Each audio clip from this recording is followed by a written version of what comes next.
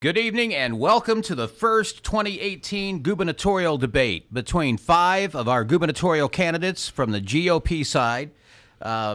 Tonight, these guys have agreed to come in and talk about the issues. Oklahoma has been in the news the last several days, several weeks, several months, and we're going to talk about those issues tonight and hear from each of the candidates who want to be your next governor.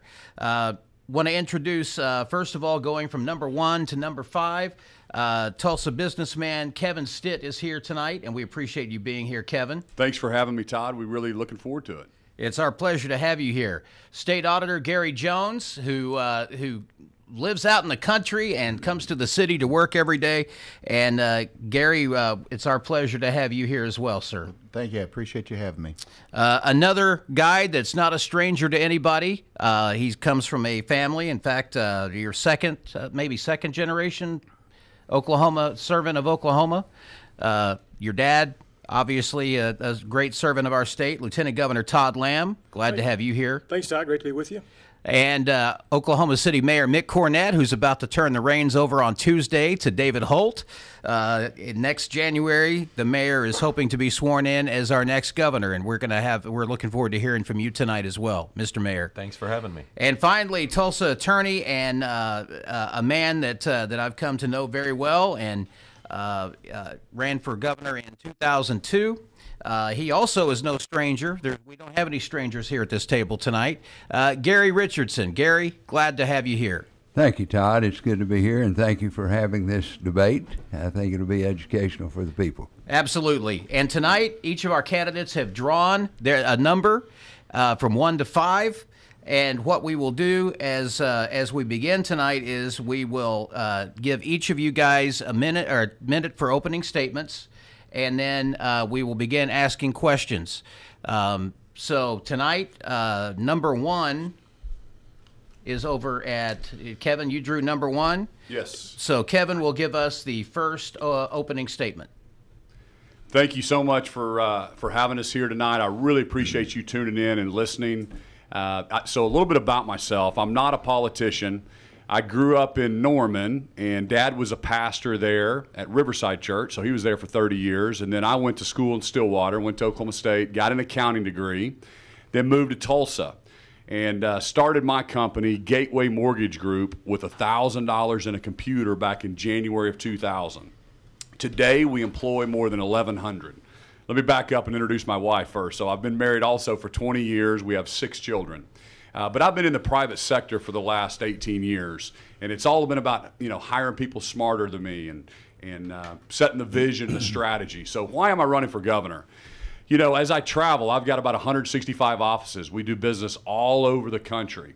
And as I travel to Texas and Tennessee and Arkansas and all these other states, I just see all this momentum and job creation and positivity and growth coming out of these other markets. And it's so frustrating for me when I come back to Oklahoma and feel like we're down in the dumps a little bit. We've had a negative growth for the last few years when all the states around us are growing. And we're going to 4-day school weeks trying to save money. And we've got this budget problem. And that's why I'm running for governor, because I just don't think that the career politicians, the guys that got us in this mess, can get us out of it. I think it's going to take an outsider. It's going to take a business person. And I want to focus on the next generation, not the next election. Thank you, Kevin Stitt. First of all, I also want to thank our sponsors, Oklahoma Public Employees Association, Central Liquor, and the Nafee family for being sponsors tonight. Chad Alexander is my political mentor and co-worker, colleague, and he's going to be asking questions along with me tonight. We're co-moderators in this debate. Chad, would you like to introduce our next candidate? State Auditor Inspector Gary Jones. He's been elected twice statewide and a former State Republican Party chairman. Opening statements. Thank you very much. It's great to be with you. And let me tell you who I am. I'm a guy that grew up in Lawton. My dad was a sergeant in the Army. He's one of 7 kids. At 18, I went to work for the telephone company as an operator. By 20, I was a manager over telephone operators, 120 operators. By 21, I was on state staff doing independent studies. 28, I started my own business and did that for 16 years. So I've got a background in business before I ever got involved. But the biggest thing we're facing right now in the state of Oklahoma is I'm also a certified public accountant.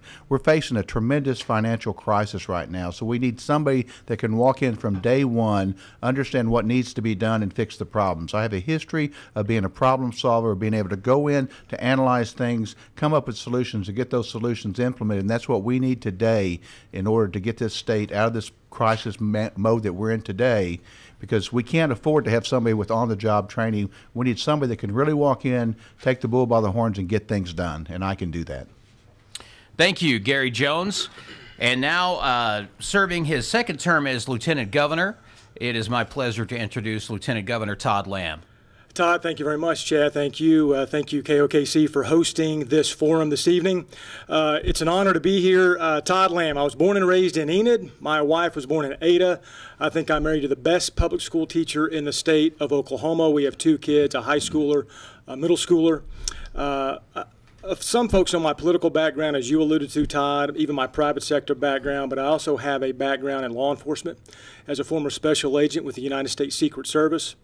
In the Secret Service, I was required to have detailed plans, specific detailed plans, and that's what I'm going to offer tonight.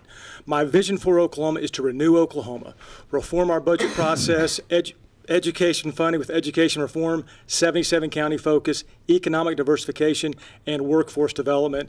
And our plan is at votetoddlamb.com. I invite folks to look at that, give us a call, hit us up on Facebook and Twitter, and I look forward to this discussion this evening. Thank you, Mr. Lieutenant Governor. Next, the mayor of Oklahoma City for another, 5 days, 6 days? 5 days, 4 days Cornett, actually. longest serving mayor of Oklahoma City. Thank you very much. It's good to be here. I was elected the mayor of Oklahoma City back in 2004, just winding up my 14th year there. Oklahoma City has seen great success during those times. We've created nearly 100,000 jobs, nearly 10,000 new businesses. We've diversified our economy. We have the highest bond rating that the bonding agencies will allow a local government to have. We have low debt. I think we've created an incredible quality of life, and we're attracting highly educated 20-somethings in record numbers. I think Oklahoma City's on a real roll right now. I'm the third child of two parents who loved the state of Oklahoma. My mother was a school teacher from western Oklahoma. My father was a postman from eastern Oklahoma. And they raised me and my older brother and sister in the suburbs of Oklahoma City. I'm a graduate of Putnam City High School, the University of Oklahoma, and I have an MBA from New York University. Thank you, Mr. Mayor. And now, finally, with an opening statement, Gary Richardson, who is a former U.S. attorney under President Reagan and from Tulsa, Oklahoma. Gary, glad to have you here. Thank you, Todd. It's good to be here. The first thing I want to say is Oklahoma is not a poor state. Oklahoma is a state with poor leadership. I'm a graduate of Southern Nazarene University. I'm a former assistant insurance commissioner for the state of Oklahoma. I'm a former state prosecutor, and I'm a former U.S. attorney, as you mentioned, appointed by President Ronald Reagan.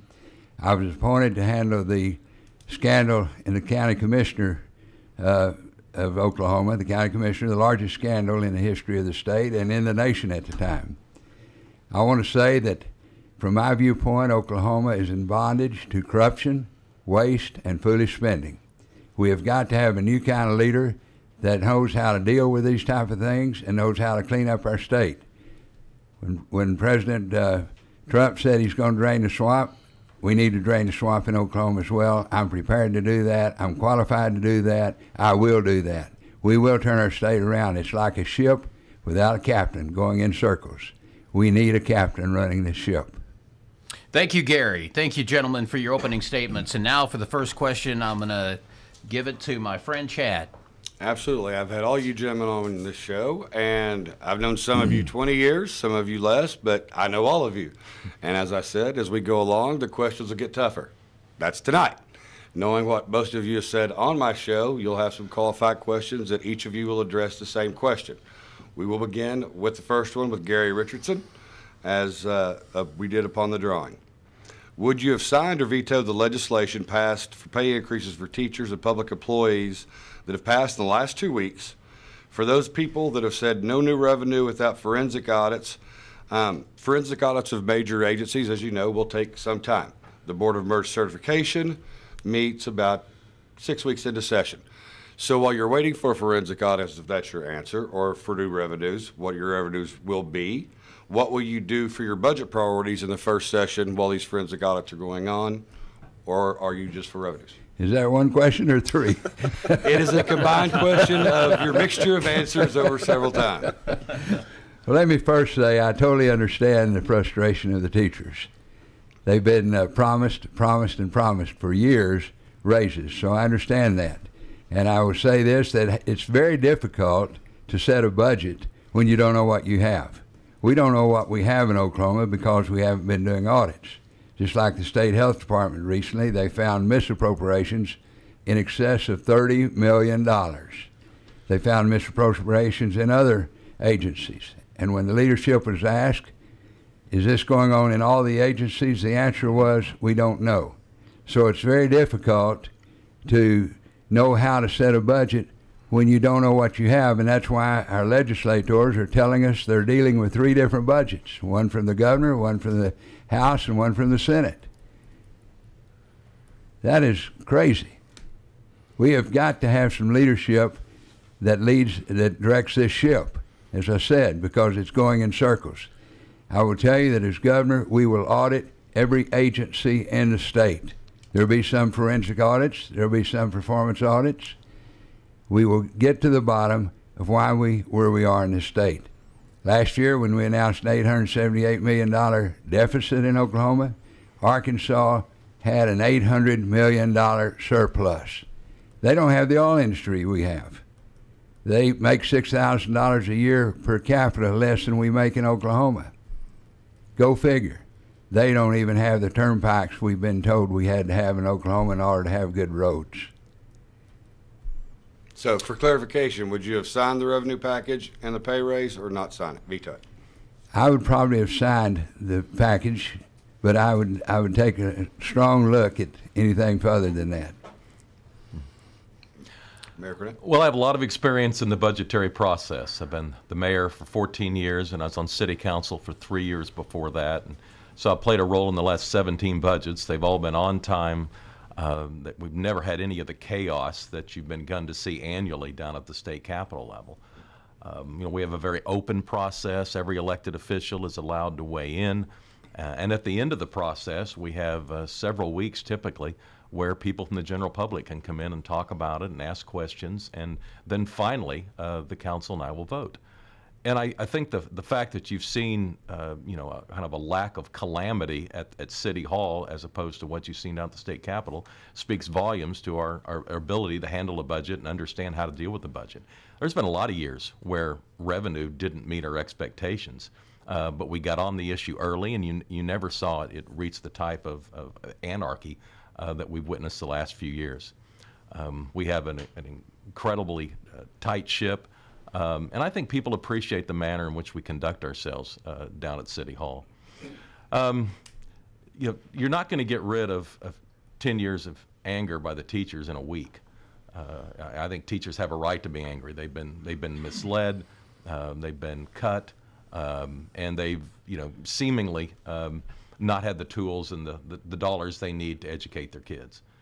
I saw a lot of passion this week down at the state capitol. And I think that passion is weighing out into the streets and the schools of Oklahoma. I don't know that the state's ever going to be the same. I think this was a serious emotional turning point in the way that the legislature is forced to deal with some really tough issues. But it takes leadership, and there's just not enough leadership in the legislature.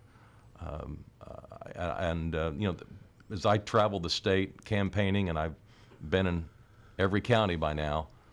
I mean, people are fed up, and they want new leadership, and that's what I intend to bring. So, for clarification, would you have signed the revenue and the raise, or vetoed the revenue and the raise? We would never have gotten into this mess to begin with. We wouldn't even be dealing with it. Today, Governor Lamb.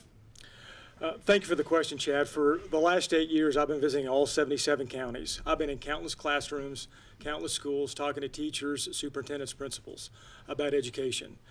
I was on Fox News this week, the national Fox News, And I said, this legislative package, the teacher pay increase that was signed last week, passed by the legislature and signed by the governor, gets an F in reform.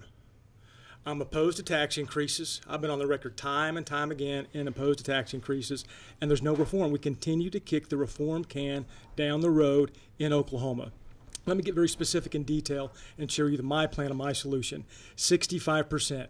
It's time Oklahoma requires, and I'll do that as governor, requires 65% of the education dollars inside the classroom. Here's why that's important. That's where the students are and the teachers are. Classroom teachers from around the state and some business leaders outside the state of Oklahoma have heard of this plan that I'm talking about and are fully supportive. Teachers want more money in the classroom. That goes to books, teacher salary, infrastructure inside the classroom. That's where the two most important people are. 65% must be required. To put that in perspective, the median school in Oklahoma is right about 56%. The average in Oklahoma is less than 45% of education dollars going inside the classroom. So I'm very frustrated, very disappointed in how this teacher pay raise was signed and how it was passed. How you get there without tax increases, billions of dollars in giveaways the state of Oklahoma allows every year. Last year, Oklahoma allowed $8.9 billion in special giveaways. Just 1% of that is $90 million. We're easy to find fraud and waste in $9 billion. That's how you pay for a teacher pay raise, with reform and no tax increases. And for clarification, I think I'm pretty clear on where I am on that package. Yeah. The question is, would I have signed the plan? It is my plan. When Step Up failed, when A+ failed, I stepped up and I came together and said, what can we do? We have a major crisis here that someone needs to solve. So I sat down and said, okay, if we did three things, if we did 5% gross production tax, a tax on cigarettes, and a smaller gasoline and diesel tax, that funds enough to give a $5,000 raise to teachers and to low-paid employees. That's ultimately what got passed. It was my plan because I saw what was coming. You could see this train coming from a mile away for 10 years. We've ignored it. We've kicked the can down the road to the point where there's nowhere to kick it. We've cut $2 billion out of the revenue stream over the last 20 years. If you take 7% income tax and cut it to 5%, that's $1.28 billion. You cut the gross production tax for the first 3 years from 7 to 2. It's $350 million. I've got 11 teachers in my family. I've been speaking to hundreds of teachers at the Capitol today, and what happens is we have a lack of trust. They don't trust the legislators because of 30 years worth of things that have happened to them. So what happens now is this problem could have been solved and we wouldn't have had this if they had implemented this earlier. But what happened was you had politicians coming back and saying, you're going to promise a $5,000 raise, I'll promise you a $10,000 raise. Another group comes out there and promises a $20,000 raise. So they raised the expectations of teachers and they waited till the last minute and the fuse was lit on this thing to go off, and it went off because they did not respond to it in the way they should. And I will tell you, there are some very, very good legislators out there that are trying to do the right things for the citizens of Oklahoma and stand up and do what needs to be done. Quit playing politics with it and put, little slogans and things like that because you want people to vote for you. What we need to do is solve the problems, and that's what we did on this issue. We came together, did what was necessary, Democrats and Republicans, to get this done, and that's what needed to be done. And not only would I have signed it, I'm the one that was the one that came up with the plan. Thank you. Auditor, Kevin Stitt. Yeah. So I feel for the teachers. I think we have to pay teachers what market is. And in the private sector, when I hire underwriters, if I don't pay them what market is at my company, I'm not going to get the best and brightest. Eventually we have high delinquency. Eventually we go out of business. So we've got to pay teachers that. But it's bigger than that. As I've traveled all over the state, people are so frustrated. People tell me, Kevin, the lottery was supposed to fix education. The casinos were supposed to fix education, and horse racing and all this stuff. And what my concern is tying revenue to an unsustainable source and a cyclical industry. And so that's why I'm running for governors, because I don't think that the career politicians can fix it. I think we're going to need an outside leader. We're going to need somebody focused on the next generation, not the next election. And sometimes we just put Band-Aids on problems, and it's a much bigger issue than that. So I mean, I feel for the teachers, but it's going to take new leadership. So for clarification, would you have signed or would you have vetoed? You know, no, I wouldn't have without reform, because the problem is nobody's talking. We're not bringing people together. We don't have, I don't see anybody coming out in negotiations. When they passed it, they passed $480 million in additional funding, which is a 19% increase, and they're still striking. So the divide is still so great. I don't know why they're not sitting down negotiating and talking. And so that's what a leader does. They bring people together, and before we roll it out, it should have all been decided before they pass that. Okay, thank you. We'll move on to question 2. Thank you. This question is also for Kevin Stitt. Kevin, the Daily Oklahoman reported yesterday that 4 out of 10 Oklahoma students needed remedial classes when entering college in 2016. How do we remedy this problem? You know, it's hard in a minute to talk about how to turn our education system around. I mean, it's difficult. I mean, why are some businesses successful, some businesses fail? I think it takes leadership. There's a million different things, and a leader brings people together. And just like in business, we're always looking at what our competition's doing. I think we can study what the top 10 states do, bring those ideas here to our state, get parent involvement, get more dollars into the classroom, shrink the class sizes, bring video technology, and pipe in the best AP teachers from around the state into our rural classrooms. So there's a multitude of different things that it's going to take to turn it around. Thank you, Kevin. Yeah, first of all, we give the teachers the tools they need to teach. Right now we talk about 65% going to the classroom. If you give teachers a raise, you reduce the class sizes, you put the teachers' aid, give them the supplies, that percentage comes up. That's nothing but a campaign slogan. What we need to do is let educators educate. What we find is there are great examples out there of schools in Oklahoma that have done a great job. The biggest problem we're facing in Oklahoma right now is the fact that we don't have parental involvement. The number one reason a student does well is because the parents are involved. So what we have to do is take special steps in order to go in there, because if they don't have the parents that are teaching them the things they need at home, teach them how to study and like that, you're going to have additional things. And when you look at there are hubs or there are particular segments out there that you can see where the numbers are extremely low. And we've got to focus on those. We need to allow those teachers that are doing the right things to teach, and quit trying to do cookie cutter type things. Allow them to take their skills and their ability and the things that they want to do. You know, like I said, there's perfect examples around the state. There's examples around the country. You know, I was at a OSSBA meeting with superintendents, school board members, and teachers, and I walked out of the room to take a phone call, and I walked back in, and I looked around, knowing a lot of those people, thinking the collective wisdom of these people in this room can help solve this problem. The problem is we got people at 23rd and Lincoln that want to come there and tell people how they need to do their job when they don't know what they're doing. And so that's what we need to do, is let educators educate, give them the tools that they need to get that done, and we can get results. Now, granted, we don't just give it to them and don't expect results. We give it to them and hold them accountable and say, listen, what we're doing right now is we're going to show you that we're going to assist you. You tell us what you need. We're going to provide you what you need, but we're going to hold you accountable for those results. Thank you, Auditor. Lieutenant Governor Lamb? 3 things are the answers and the beginning of the solution. I've been talking about this remediation issue for close to a year on the campaign trail. I've been saying in almost every gubernatorial forum, 40% of our high school graduates must be remediated. And keep in mind, that's only what you can quantify. You can only quantify those that go on to college. So the reality is that percentage rate would be much higher if every high schooler went on to college. That's alarming in and of itself in a parenthetical statement. So I'm going to go back to something I said earlier. I support a teacher pay raise. I've been very emphatic on that. But we must spend more money in the classroom. Not so much on administration, more money in the classroom, 65% requirement. Not enough schools are doing that now. Of the 500 plus school districts, less than 10 are spending 65% inside the classroom. Again, that's where the parents and the teachers are, the students and the teachers are. Now, 2 academic reforms we need. You don't address the remediation rate in 11th grade history or 10th grade geometry. I talked to two teachers this week in Chickasha on Tuesday evening, and they were in full agreement when I suggested this. It starts much earlier in the 3rd grade.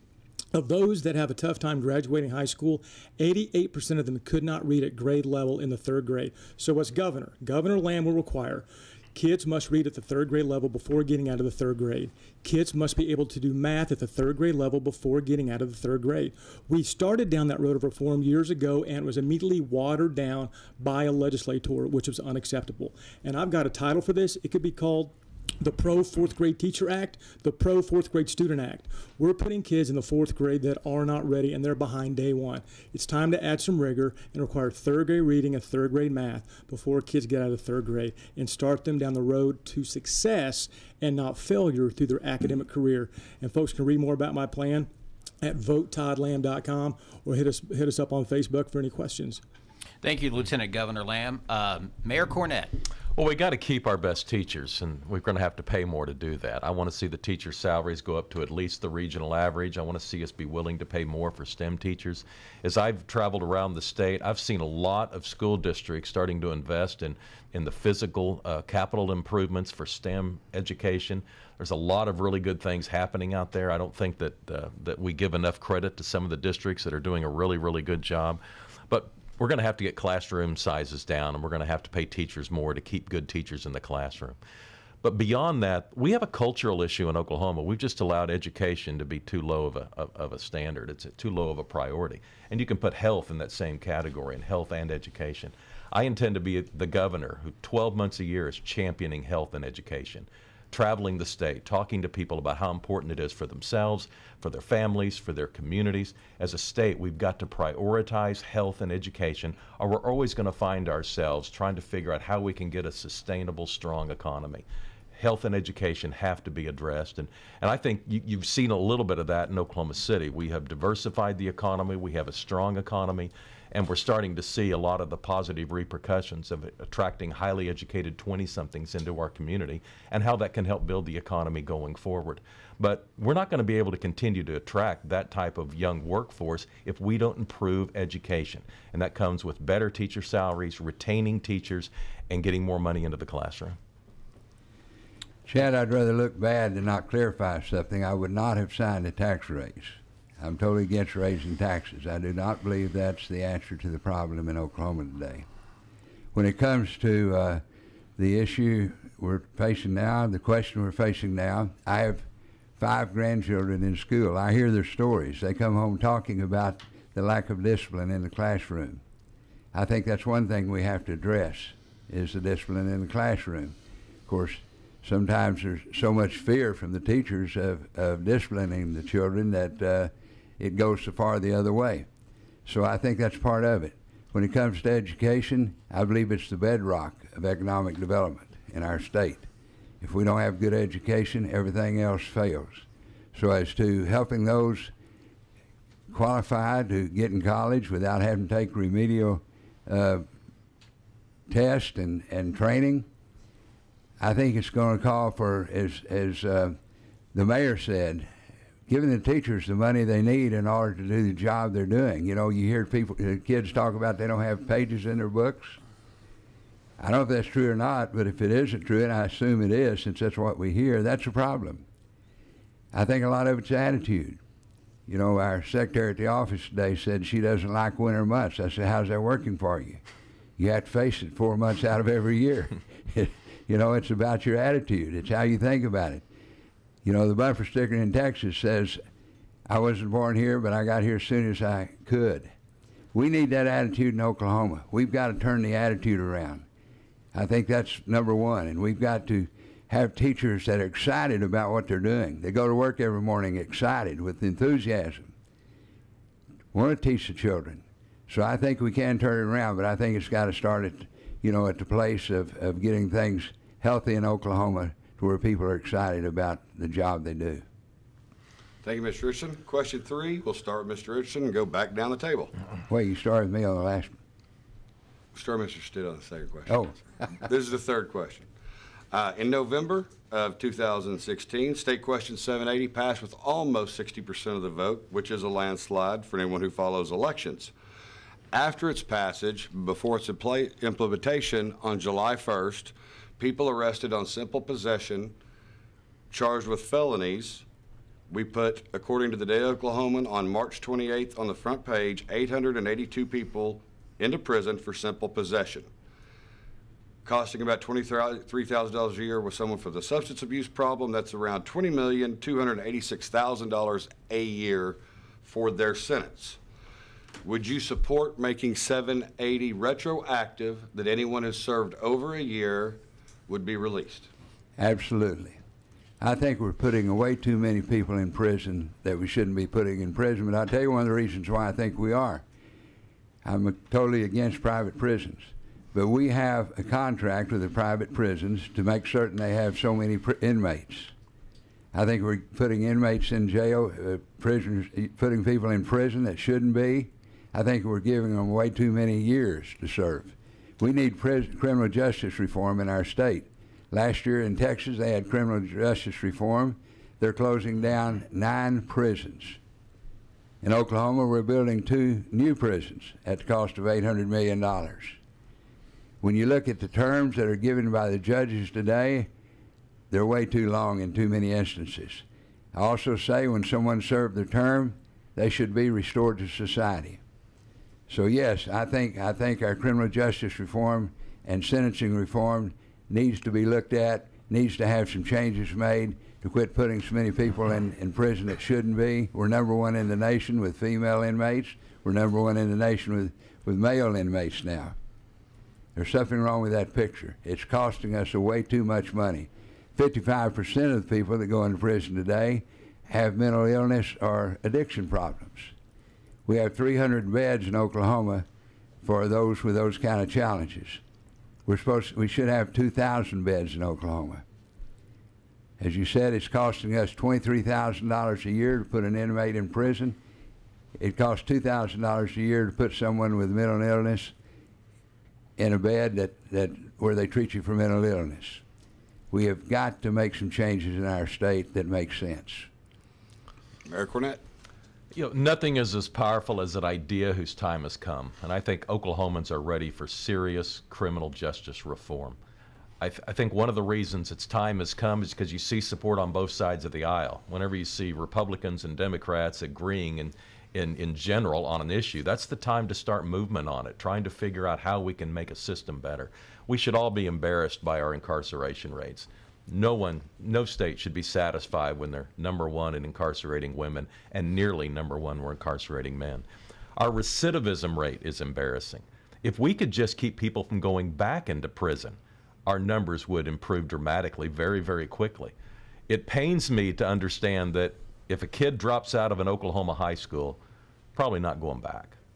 If a kid gets out of an Oklahoma prison, they probably are going back. That fact alone should underscore the fact that we've got to examine how we're using our criminal justice system. Are we really offering people a path to a better life when they get out? We've got to do a better job of figuring out what this person needs to become a taxpayer, to have a fulfilling life. How can they rejoin their family that's probably been disconnected through their incarceration? I think 780 and 781, sounded like a good place to start. I don't feel like they've been implemented to the extent that the public expected and wanted them to. I think we need to start working more quickly to try and get these numbers down. You've heard corrections come out with some astronomical demands if we're going to meet the prison population. None of us want our tax dollars spent to build more and more prisons. I think the time to act on criminal justice reform is now, and if elected governor, I intend to move on it. For clarification, would you sign a bill making 780 retroactive? Well, probably, but I'd want someone to explain what are the unintended consequences of that. I haven't heard it exactly explained to me in that manner, but in general, I want them enacted just the way the voters put them in, and I don't think that they've been put into it as expediently as people expected. Governor.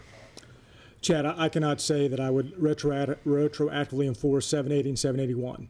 It was a good conversation starter, good discussion point. I understand the will of the people, and I respect that. But also the will of the people elect district attorneys all across Oklahoma. And the district attorneys collectively had great concerns with 780 and 781. The most basic precept or tenet of government is to protect its people, to prevent anarchy, and to protect us from very, very bad people. I'm a proven conservative. I'm just not offering rhetoric here. I've done this. When I was in the Oklahoma State Senate, I authored a pilot program that focused on the female non-violent offender. It was a pilot program in the Department of Corrections to see if it would work. Will it work? It did work, and it was expanded into a larger program to correct, to reduce recidivism, and so I've done that as a legislator. I'm also the only candidate for governor that's not only authored criminal justice reform, I'm the only candidate for governor that's ever chased, tackled, wrestled, and handcuffed a bad guy. I'm pretty serious about protecting our people. I've done it in a career in law enforcement. I'll do that as governor. But the dangerous slippery slope we have to be cautious of is defining the nonviolent offender. Because if an individual gets arrested for robbery and drug possession, and for whatever reason the armed robbery charge cannot stick, well, then they're just charged with drug possession. Well, by definition, they're a nonviolent offender, but that's a bad dude. That's a really bad person that was guilty of armed robbery, but they cannot be charged for whatever reason with evidence.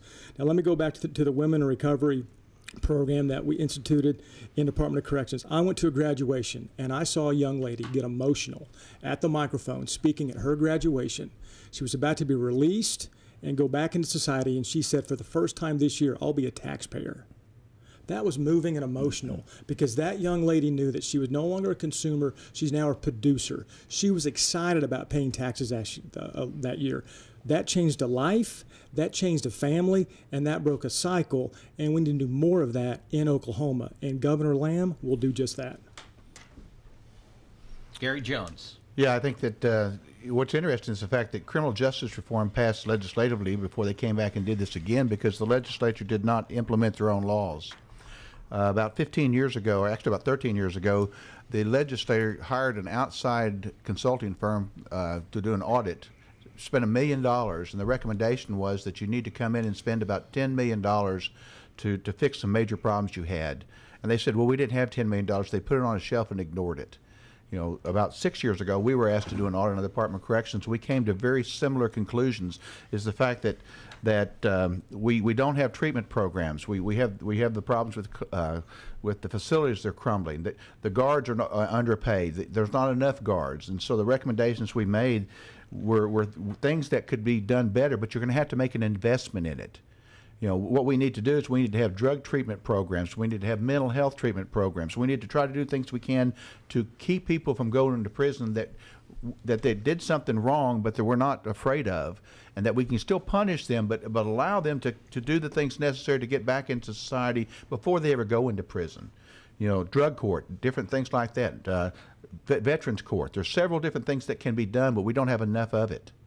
You know, when we went through and listened, our final conclusion of our audit was that while we want to pretend to be tough on crime, we're not doing the things necessary, but what we really need to be is smart on crime. And start figuring out, as while we have a problem with too many people going into the prison system, we also have a problem with too many people coming out, because we don't have programs by which that we train them for a profession when they come out. And so what's now is we haven't become the Department of Corrections. We're warehousing people as opposed to doing things to correct their behavior. And so what we're doing is we're sending them back out on the streets to go do the same things that they did that got them in there because they don't have a profession. And there are a lot of examples of what we can do, but you have to invest in that. And I will tell you that we are blessed right now for having a great individual come here with Joe Allball for the things that he's trying to do and trying to implement a lot of things that we had in our audit. But he's not getting support, and at some point in time, we may lose that individual and where we're at. Because we've got somebody that really has the skills necessary to turn this thing around, and he's not getting support from the legislature that he needs. And with Governor Jones, he will get that support, and he'll get everything he needs. Because what we've got to do is we've got to change that trend and change that to where we can fix it. For clarification, it may be my fault, I may have missed it. Would you sign a bill making 780 retroactive? What I would do is I would look at 780 and look at all the provisions and take in consideration all the aspects of it and make those decisions on an individual basis. But yes, I would. There would definitely be people released. I'm not saying I would release everybody across the board.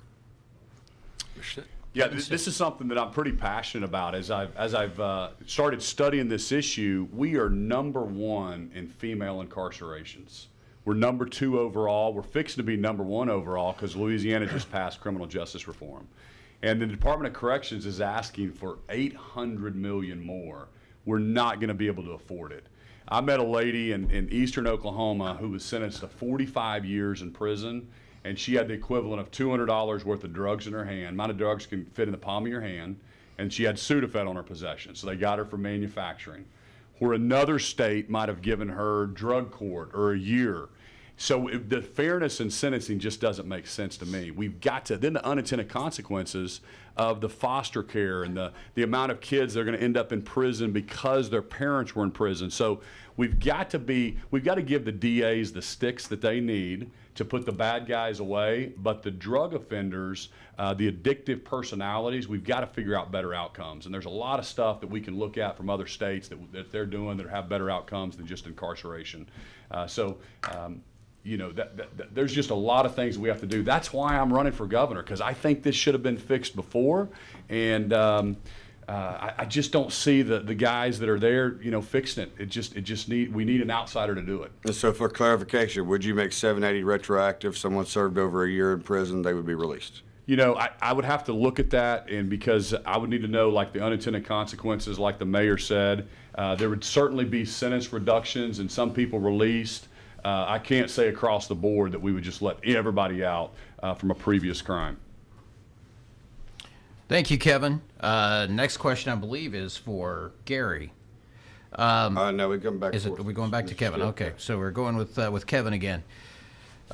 State question 788 has been placed on the primary ballot. Do you support or oppose state question 788, and why? That is the marijuana measure. Marijuana measure. Okay, sure. You know, I've been pretty clear that if it's between a doctor and their patient and they're prescribing marijuana for medical purposes and it's going to help somebody, then I'm not going to stand in the way between that the doctor and their patient. As far as recreational use, I think it puts our state in too many unintended consequences. I would not be for that. I think you can look at the banking system, you can look at all the unintended consequences that's happened to Colorado. It's still illegal federally. We couldn't put our state through that. But as far as medical use, yes, that I wouldn't stand in the way of that. Thank you. Gary Jones. Yeah, I don't have a problem with medical use of marijuana as long as it's structured in such a way that it is truly controlled by the doctor.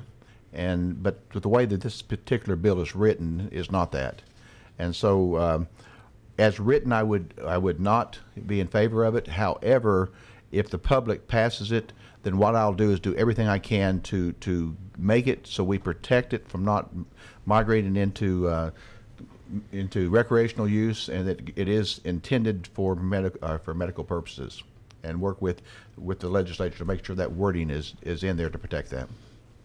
Lieutenant Governor Lamb? The specific question is? The question is state question 788, as you know, is on the primary ballot. Do you support or oppose state question 788, and why? I'll be voting no on state question 788. I'm opposed to the recreational use of marijuana. I know state question 788 is being proposed as medical marijuana. This state question, as it is written, the language is too broadly defined as how it could be prescribed. It'll be too widely prescribed, too widely grown. Even the Oklahoma State Medical Association has concerns about the state question. And again, the district attorneys that are elected by the people all across Oklahoma have serious concern about state question 788. But let me say, as a citizen, as a dad, as a husband, as a man of faith, I've got great sensitivities and concerns for young, old, just our citizens that can only have relief or receive abatement from their ailment from cannabis or medicinal application of marijuana. And that conversation needs to occur. That policy needs to be pursued, but state question 788 is not the right answer. Thank you, Governor. Mr. Mayor. You know, Oklahomans care about each other. That may be the one most common denominator that I see as I travel around the state. And there's nothing phony about it. I mean, we really do care about each other. And I think when medicinal marijuana was first proposed, I think a lot of us said, well, we've seen or know personally people who believe that medicinal marijuana might provide some relief or might help cure, a young person in their lives. But the way this bill is written, it just seems like there's a lot of unintended consequences, and it's just not tight enough. So I don't know that the legislature could fix it if it passed. It might be that we just need a new bill that's more tightly written. So I want people to get the help they need. I want people that care about each other to be able to go to a doctor and get the care they need. but this bill's probably not the right one. If I could just do a quick follow-up, what if the people overwhelmingly vote for that, for State Question 788? At that point, the people have spoken. How do you respond? Well, I'll do the best I can to implement the will of the people. Thank you, Mr. Mayor. Mr. Richardson. The challenge I have with 788 is that, you know, it's labeled as a medical marijuana bill, and I think that's going to be misleading to the folks of Oklahoma, because when you really read it, it's a recreational bill. For example, someone could go to a physician with a mosquito bite and get a 2-year prescription. A 2-year prescription. And, you know, if it's truly a medical marijuana bill, it would have some medical conditions that would be necessary in order for them to get a prescription for the medical marijuana. So what I'm saying is that it isn't a true medical marijuana bill, and therefore I have challenges with it. And also another thing that bothers me about this bill is the fact that you're allowed to have 6 plants and 6 seeds, but any city or any county at any time can raise the limit of that to anything they want to raise it to. So when the bill is so loosely written, and any county or any city can raise it to whatever amount they want to, and you can go in and get a script for a mosquito bite, I have challenges with the bill. But to answer the question you asked just a moment ago to the mayor, if it's voted through by the citizens of Oklahoma, I will support it. Thank you, Mr. Richardson.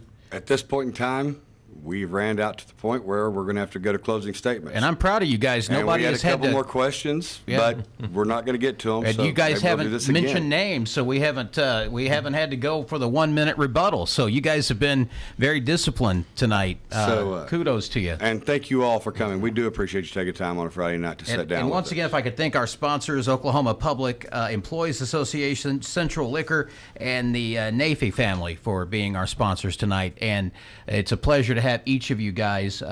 It is. I'm in a room full of friends, and it's very difficult. It's like being friends with 5 guys, 6 guys running for class president, senior class president, and you're friends with all of them. It makes it very difficult. So I just want to say I've been in politics 25 years. It's really not that hard for me.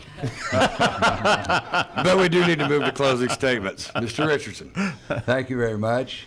It's good to be here. And the first thing I want to say is raising taxes is not the answer to solving the problems that we're facing in Oklahoma. As a matter of fact, I see it as helping cover up what the problem truly is. One of the representatives, Calvi, recently said that we've only seen, in his opinion, the tip of the iceberg as to the corruption in the state and the waste. I believe that we need to do the audits, find what's causing the problem we have today, and fix it. If we need to seek prosecution for those that maybe have done something wrong, maybe misappropriated funds that they shouldn't, people they served, then we need to prosecute, just like I did as U.S. Attorney when I handled the county commissioner scandal. We have got to turn our state around. In order to do that, we've got to clean things up, and we've got to go to the root of the problem. Just like if I go to a doctor and I've got a medical condition, the first thing he's going to do is review, not renew. He's going to review me to find out what's causing my problem in order to prescribe the medication. That's what I will do as governor. Thank you very much. Mr. Mayor. You know, one thing I don't think we've spent enough time talking tonight is the culture at the state capitol, this all politics all the time culture. It just seems like it's urban versus rural, and it's Oklahoma City versus Tulsa. It's Republicans versus Democrats. It's Republicans versus Republicans. It's House versus Senate. And by the time all of that friction kind of wears free, it seems like the session's about over. And I think there's this sense the last few years that the legislature really hadn't gotten around to dealing with a lot of the really important issues that Oklahomans expect them to deal with. I also think we haven't spent enough time tonight talking about the economy. We've got to grow this economy. It's got to be stronger. It's got to be more diversified. In Oklahoma City, we have diversified the economy. We're now the 7th most diversified economy in the United States. Only 3% of our employee base is in oil and gas. the state is still too heavily reliant on the oil and gas industry. And as long as that's the case, then we're going to continue to see the ups and downs of an economy that's based on the price of commodities. And finally, we need a governor who can control the narrative, be the champion for health and education 12 months a year. I intend to be that governor if elected. Lieutenant Governor Lamb. Todd, ATG, thank you very much for this evening. My name's Todd Lamb. I'm running for governor. For the president, I was a Secret Service agent. For Oklahoma, I'll be a change agent. I asked the people to go to our website, votetoddlamb.com. As a former Secret Service agent, I've got a detailed plan. I've operated through my life with detailed plans. That's my training. My plan is to renew Oklahoma, RENEW, reform our budget process. It's antiquated, out of date, and does not appropriate taxpayer money well. Education priority, teacher pay, but not with a tax increase. A 77-county focus. I'm from rural Oklahoma. I represented urban parts of Oklahoma in the Oklahoma legislature. Economic diversification. I've got a detailed plan to diversify our economy and workforce development. I'll be the first governor elected in state history that served in the legislature in the minority and the majority. I'll bring people together. Our legislature needs a strong chief executive. I'll be that strong governor for all of Oklahoma. Thank you, Lieutenant Governor. Auditor Jones. We're facing some tremendous crisis in Oklahoma right now. We talked about teacher pay raises, and for years we've been talking about getting them done. I got it done. You know, I'm glad that everybody really puts a renewed value of audits where you've been for the last 7 years. We've had our budget cut by $2 million, but we've got more done.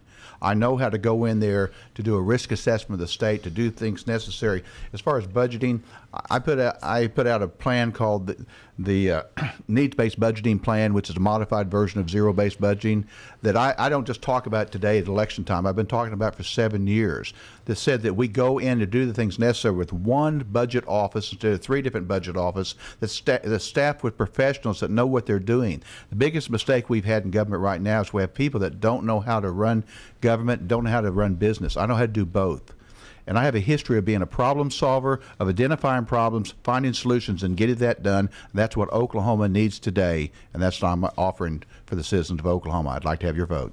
Thank you, Auditor. Kevin Stitt. Yeah, thank you guys for having us tonight. You know, I've been to all 77 counties, and people are so tired of coming in last place. That's why I'm running for governor. I think our state's been run by special interests. They've been run by lobbyists. As governor, I will end the good old boy system. I think you also need an outsider to take advantage of kind of the Trump tax cuts and the things that he's doing, and the national economy is starting to boom. And I think you're going to need a business person in office to take advantage of that. Oklahoma has a great future. You know, I think running state government is more like running a business than anything. We spend $22 billion in our state, and we're hiring people who've never set strategy, led, made a tough decision. I have been setting a budget my whole career. That's why I think it's going to take an outsider to come in to shake things up. That's why I'm running for governor, because I think Oklahoma could be a top 10 state. I think we can be top 10 in growth, top 10 in education, and top 10 in infrastructure. So that's why, Kevin Stitt, I want your vote, and I want to be your next governor. Well, let me say I thank you really all for being here tonight. As an old political hack, I wished I'd have seen more blood, but none of you actually attacked each other, so no one had to respond. So what to bet on that? But congratulations to all of you. But in all honesty, thank you to your staffs. They've been nothing but professional. This was really easy to put together dealing with everyone, so thank you for being here, and thank you from KOKC. Todd? I echo Chad's sentiments exactly, and would also once again like to thank our sponsors, Oklahoma Public Employees Association, Central Liquor, and the Nafee family. Thank you, gentlemen. This concludes our first debate of the 2018 election season, the GOP primary coming up on June 26th. Make sure you get out and vote. Gentlemen, once again, thank you.